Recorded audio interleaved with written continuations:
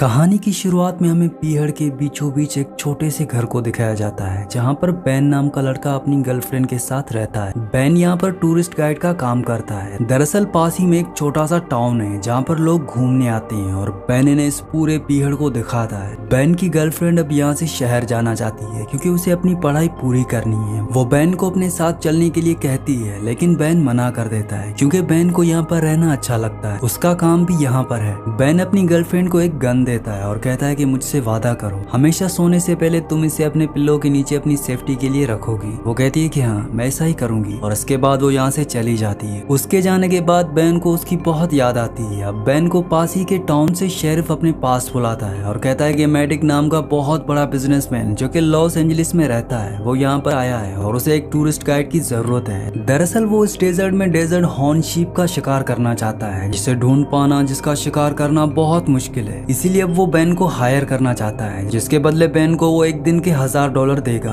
Ben के लिए ये कीमत बहुत बड़ी होती है क्योंकि इतने पैसे आज तक उसे किसी ने नहीं दिए। इसीलिए बेन उसके साथ चलने के लिए मान जाता है। बेन जब उसके साथ बाहर आता है तो वो देखता है कि उसके पास मर्सिडीज की बहुत महंगी कार है। उसके पास अपनी गन भी है जो कि बहुत महंगी है। बेन को समझ में आ जाता है कि ये बहुत अमीर आदमी है और अब ये दोनों के दोनों मैटिक की कार से उस तरफ निकल पड़ते हैं जहाँ पर इन्हें डेजर्ट के बिग हॉर्न शिप मिल सकते हैं। यहाँ पर और भी बहुत सारे लोग शिकार करने के लिए आए होते हैं। असल में यहाँ पर शिकार करना लीगल है लेकिन सिर्फ उन लोगों के लिए जिनके पास लाइसेंस वाली गन है। अब ये पीहड़ के उस हिस्से में पहुंच जाते हैं जहाँ पर इन्हें शिकार करना है पर सूरज ढल चुका है, रात हो चुकी है। ये एक जगह आग जलाते हैं और एक दूसरे से बातें करते हैं। बेन उसे अपनी गर्लफ्रेंड के बारे में भी बताता है जो कि अब सिटी मूव हो चुकी है। साथ ही साथ वो अपने मॉम डैड के बारे में भी बताता है और कहता है कि एक बार हम पीहड़ में फंस गए थे। दरअसल मेरे पिता की गाड़ी खराब हो गई थी। हम कई दिनों तक मदद का इंतजार करते रहे लेकिन कोई मदद नहीं आई। मेरी मॉम ने अपनी लिपस्टिक मेरे चेहरे पर बार बार लगाई जिस वजह से मैं हीट से बच गया पर वो दोनों नहीं बच पाए। ये कहते कहते बेन बहुत इमोशनल हो जाता है। इसके बाद ये दोनों के दोनों सो जाते हैं। अगली सुबह दोनों शिकार करने के लिए निकलते हैं जहाँ पर रास्ते में मैडिक एक जगह गोलियां चलाना शुरू कर देता है जिससे बेन समझ जाता है कि इसे शिकार करने का कोई तजुर्बा नहीं। बेन उसे पूछता है कि तुम्हें लाइसेंस किसने दिया। वो बताता है कि मेरे पास लाइसेंस नहीं है, मेरे पास बहुत पैसे हैं इसीलिए मुझे लाइसेंस की कोई जरूरत नहीं है और बिना लाइसेंस वाली गन से यहाँ पर शिकार करना गैर कानूनी है। पर इससे पहले कि बेन कुछ बोलता मैडिक उसे बहुत सारे पैसे देता है जिससे बेन का मुंह बंद हो जाता है। वीडियो में आगे बढ़ने से पहले आप सबसे रिक्वेस्ट है कि मेरे 99% व्यूवर्स वीडियो तो देखते हैं लेकिन चैनल को सब्सक्राइब नहीं करते और ना ही वीडियो को लाइक करते हैं। तो आप सबसे रिक्वेस्ट है कि प्लीज चैनल को सब्सक्राइब और वीडियो को लाइक लाजमी से कर दिया करें। और अब ये दोनों के दोनों एक चट्टान की चोटी पर जाते हैं जहाँ से बेन दूरबीन से शिकार को ढूंढ रहा होता है। बहुत देर तक उसे कोई शिकार नहीं दिखता। साथ ही मैडिक बार बार उसे डिस्टर्ब कर रहा होता है और तभी अचानक मैडिक एक तरफ गोली चला देता है। हालांकि बेन ने उसे गोली चलाने के लिए नहीं कहा था। ये दोनों उसी तरफ जाते हैं और देखते हैं कि वहाँ पर इसी टाउन के बूढ़े आदमी को जो यहाँ पर मिनरल्स की खोज करता था उसे गोली लग चुकी है। बेन उस बूढ़े आदमी को जानता था और अब बेन उसकी मदद करना चाहता है इसीलिए वो गाड़ी के पास जाता है। वहीं हमें मैडिक को दिखाया जाता है जो बहुत डर जाता है। उसे समझ में आ चुका है कि उसने एक जुर्म किया है इसीलिए वो अपने साथी को कॉल करता है और सब कुछ बताता है और कहता है कि शायद मैं अब फंस गया हूँ। उसका साथी उसे कहता है कि तुम उस आदमी को एक और गोली मार दो लेकिन बेन की गन से। और उसके बाद मैडिक ऐसा ही करता है। गन की आवाज सुनकर बेन वापस आता है और देखता है कि बूढ़े आदमी की बॉडी में 2 गोलियां हैं। वो मैडिक से पूछता है कि तुमने ऐसा क्यों किया। मैडिक कहता है कि मैंने नहीं किया बल्कि तुमने किया है। एक गोली तुमने चलाई और एक गोली मैंने, मतलब कि इसके मौत के जिम्मेदार हम दोनों हैं। बेन समझ जाता है कि मैडिक ने ऐसा अपने आप को बचाने के लिए किया है और उसके बाद मैडिक उसे कहता है कि अगर तुम इस बारे में किसी को कुछ नहीं बताओगे तो मैं तुम्हें हर साल $1,00,000 दूंगा। साथ ही यूनिवर्सिटी में तुम्हारा एडमिशन करवा दूंगा जिसके बाद तुम शहर में अपनी गर्लफ्रेंड के साथ रह सकते हो। बेन उसकी बात मान जाता है जिसके बाद ये दोनों के दोनों उस बूढ़े आदमी को दफना देते हैं, उसके लिए प्रे करते हैं और अपनी गाड़ी के पास आ जाते हैं जहाँ पर मैडिक पानी को वेस्ट कर रहा होता है। वो अपना मुंह धो रहा होता है। ये बात बेन को बिल्कुल अच्छी नहीं लगती क्योंकि यहाँ पर पानी मिलना बहुत मुश्किल है। इसीलिए वो चुपके से गाड़ी के पास आ जाता है जहाँ पर उसका बैग है। उसके पास एक गैजेट है जिससे वो मैसेज भेज सकता है लेकिन इससे पहले कि वो शेरिफ को मैसेज भेजता यहाँ पर मैडिक उसे देख लेता है और गन पॉइंट कर लेता है। मैडिक कहता है कि तुम्हारे और मेरे बीच में एग्रीमेंट हुआ था जिसके मुताबिक तुम इस बारे में किसी को कुछ नहीं बताओगे लेकिन तुमने उस एग्रीमेंट को तोड़ दिया। जिसके बाद वो उस गैजेट को तोड़ देता है। साथ ही साथ वो उसे कहता है कि तुम अपने कपड़े उतारो। बेन को ना चाहते हुए भी उसकी बात माननी पड़ती है। मैडिक उसके कपड़े जूते उतरवा देता है और कहता है कि अब तुम इसी तरह से अपने घर जाओ। बेन को उसकी बात माननी पड़ती है और अब वो पीहड़ में चलना शुरू कर कर देता है। मेडिक को पता है कि बेन इस तरह से घर कभी नहीं पहुंच सकता,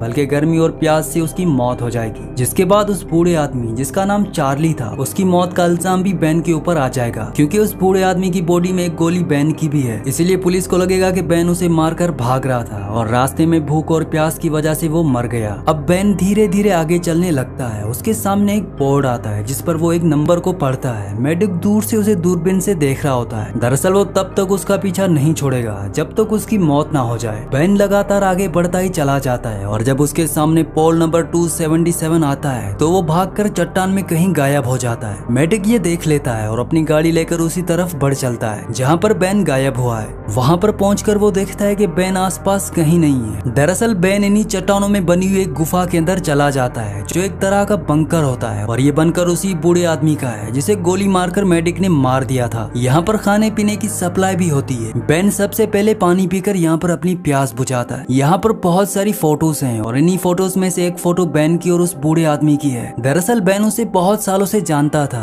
बेन उसे माफी मांगता है कि मैं तुम्हारी जान नहीं बचा पाया, लेकिन तभी बेन को एहसास होता है कि इस गुफा के अंदर कोई आ रहा है। बेन जल्दी से वहाँ पर लगे हुए एक मैप को अपने पास छुपाकर और अंदर चला जाता है। अब यहाँ पर मेडिक आ चुका है। मेडिक को पता है कि बेन यहीं पर है, इसीलिए वो यहाँ पर बॉम्ब लगाकर बाहर निकल जाता है और कुछ ही देर बाद बॉम्ब ब्लास्ट होता है जिससे पूरी की पूरी जगह ढह जाती है। और बेन की किस्मत भी अच्छी होती है कि वो पहले बाहर निकल चुका था। वो यहाँ से आगे बढ़ ही रहा होता है कि तभी उसके सामने मेडिक आ जाता है। वो कहता है कि अगर तुम अपने घर जाना चाहते हो तो तुम जाओ, लेकिन इस बार अगर तुमने छुपने की या भागने की कोशिश की तो मैं तुम्हें दूर से ही गोली मार दूंगा। बेन को पता है कि उसके पास जो गन है वो बहुत ज्यादा एडवांस है और दूर से वो उस पर निशाना लगा सकता है। इसीलिए बेन को एक बार फिर से आगे बढ़ना पड़ता है। यहाँ से जो सबसे नजदीकी टाउन है वो यहाँ से 45 माइल दूर है और अब बेन के पास जो नक्शा होता है जो उसने मेडिक से छुपा लिया था, उस नक्शे के सहारे वो आगे बढ़ने लगता है। कुछ ही देर बाद वो उस जगह पहुंच जाता है जहाँ पर बेन ने और उस बूढ़े आदमी ने, जिसकी मौत हो चुकी है, इन दोनों ने बैठने के लिए एक सोफा लगाया था। बेन उस सोफे के फॉर्म को निकालकर अपने पैरों में बांध लेता है, क्योंकि बिना शूज के चलने की वजह से उसके दोनों पैर बहुत बुरी तरह से जख्मी हो चुके हैं। ये जगह ऐसी जगह पर होती है जहाँ पर बेन को मेडिक दूर से नहीं देख सकता, इसीलिए बेन इस जगह का फायदा उठाकर एक बार फिर से मेडिक की नजरों से ओझल हो जाता है। उसके पास जो मैप है उसमें लिखा होता है कि ये खजाने का मैप है और उसको फॉलो करते हुए वो एक जगह पहुंच जाता है जहाँ पर क्रॉस का निशान होता है। वो उस जगह को खोदता है जहाँ पर एक बॉक्स होता है और जब वो उस बॉक्स को खोलता है तो उसमें एक स्लिंग शॉट और कुछ मार्बल्स होते हैं। वो उन्हें निकाल कर अपने पास रख लेता है। मैप में एक दूसरा निशान भी होता है और जब वो उस दूसरे निशान पर पहुंचता है तो वहाँ पर जमीन में एक पानी की बोतल गड़ी हुई होती है जिसके अंदर पानी है। उसकी बॉडी पूरी तरह से डिहाइड्रेट हो चुकी है, इसीलिए वो जल्दी से बोतल की कैप खोलकर पानी पीने की कोशिश करता है, लेकिन तभी बोतल पर गोली लगती है जो मेडिक ने चलाई होती है। बोतल दूर जाकर गिरती है जिससे पूरा पानी बिखर जाता है। दरअसल मैप में लिखा होता है कि ये एक खजाने का नक्शा है और ऐसे बीहड़ में पानी से बड़ा खजाना नहीं हो सकता, जो बात बेन शायद पहले से ही जानता था। और अब बेन को एक बार फिर से प्यासा ही आगे बढ़ना पड़ता है। वहीं दूर से हमें मेडिक को दिखाया जाता है जो ड्रिंक बनाकर पी रहा होता है। उसकी नजर पूरी तरह से बेन के ऊपर होती है। अब कुछ ही दूर चलने के बाद बेन वहाँ पर गिर जाता है और अब मेडिक गाड़ी लेकर उसके पास आता है। वो देखता है कि बेन पूरी तरह से बेहाल है। मेडिक उसके पास 2 बार गोलियां चलाता है ये जानने के लिए कि वो जिंदा है या मर गया, लेकिन बेन बिल्कुल नहीं हिलता, जिससे वो समझ जाता है कि बेन की मौत हो चुकी है, उसका मकसद पूरा हो चुका है। और अब वो अपनी गाड़ी लेकर यहाँ से निकल जाता है, लेकिन उसे नहीं पता कि बेन अब भी जिंदा है। उसके जाने के बाद बेन उठकर उस तरफ चलने लगता है जहाँ पर वो एक चट्टान के ऊपर एक गुफा के अंदर वो अपनी गर्लफ्रेंड के साथ टाइम स्पेंड किया करता था। वहाँ पर पानी भी है। दरअसल वो पानी की तलाश में वहाँ पर जा रहा है और जब वो चट्टान के ऊपर चढ़ रहा होता है तो मेडिक जो अपने साथी से फोन पर बात कर रहा होता है वो बेन को देख लेता है और अब उसे बेन पर बहुत गुस्सा आता है। वो बेन पर गोलियां चलाता है, लेकिन बेन किसी तरह से उसकी गोलियों से बचकर उस गुफा के अंदर पहुंच जाता है जहां पर पानी होना चाहिए, लेकिन यहाँ पर पानी नहीं होता, इसीलिए बेन को बहुत गुस्सा आता है। वहीं मेडिक बाहर से चिल्ला चिल्लाकर कहता है कि सरेंडर कर दो, तुम्हें मुझसे कोई नहीं बचा सकता। लेकिन बेन अब रात होने का इंतजार करता है ताकि रात को यहाँ से वो निकल सके। अब इसके बाद रात हो जाती है, पर मेडिक ने अपनी गाड़ी की लाइट उस तरफ जला रखी होती है जिस गुफा के अंदर बैन है। बैन दूसरे रास्ते से बाहर आता है। बैन देखता है कि मेडिक यूरिन कर रहा है और इसी बात का फायदा उठाकर वो गाड़ी से अपनी जैकेट निकाल लेता है, क्योंकि इस पीहड़ में रात को बहुत ज्यादा ठंड हो जाती है। मेडिक जब गाड़ी में आता है तो वो समझ जाता है कि बैन यहाँ पर आया था।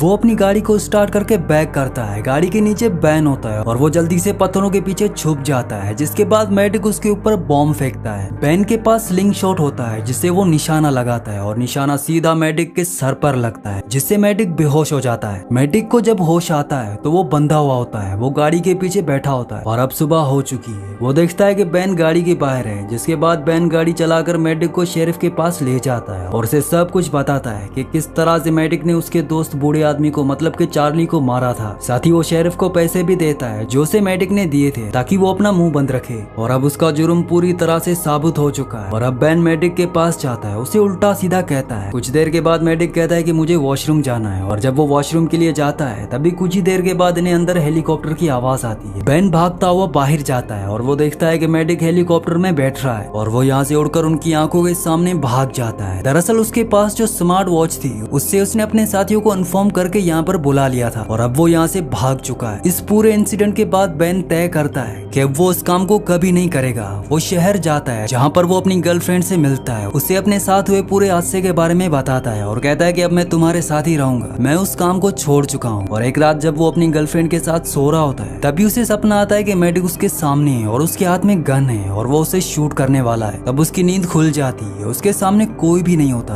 पर जैसे ही वो एक बार फिर से अपनी आंखें बंद करता है तो मेडिक सच में वहाँ पर होता है। उसके हाथ में गन भी होती है। मेडिक कहता है कि पिछली बार तुम बच गए थे लेकिन अब तुम्हें मुझसे कोई नहीं बचा सकता, और वो उसे शूट करने ही वाला होता है कि तभी बैन की गर्लफ्रेंड उसे शूट कर देती है। दरअसल बैन ने जो उसे गन दी थी वो हमेशा अपने पिल्लों के नीचे रखकर सोती थी और उसी गन से वो उसे गोली मार देती है, जिसके बाद बैन भी गोली चलाता है और मेडिक की मौत हो जाती है और इस तरह से मेडिक की जिंदगी का खात्मा हो जाता है। इसी के साथ इस मूवी का एंड हो जाता है। अगली कहानी आप किस मूवी पर सुनना चाहते हैं मुझे नीचे कमेंट्स में जरूर बताना, और अगर ये वीडियो आपको पसंद आई हो तो इस वीडियो को लाइक लाजमी से कर देना और चैनल को भी सब्सक्राइब कर देना।